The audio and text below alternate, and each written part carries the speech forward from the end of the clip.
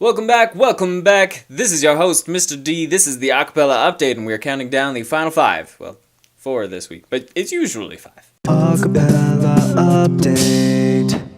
If you're coming from the playlist, you've just watched Canals, one of the underdog YouTubers that I featured before on this show.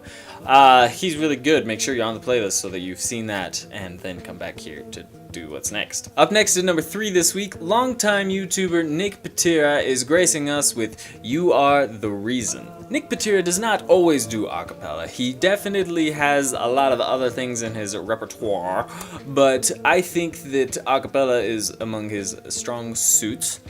He does his one-man medley things, which I'm not a huge fan of, but his wicked medley that he does with Peter Hollins, that one will blow you out of the water. I love that. Nick Pitera has a unique advantage over the a cappella community in that his range is absolutely phenomenal. Now, his bass isn't quite, the super bass that we all love in like Tim Faust, but he definitely has that strong baritone, but he also has a beautiful tenor, like high soprano voice, and so he's able to do so much more with his voice than a traditional YouTuber is able to do. In fact, that's kind of been a major selling point for Nick Pitera, in that pretty much all of his videos he shows off how he's like, I'm doing the bass and now I'm singing soprano, and his voice is flawless in both of them, so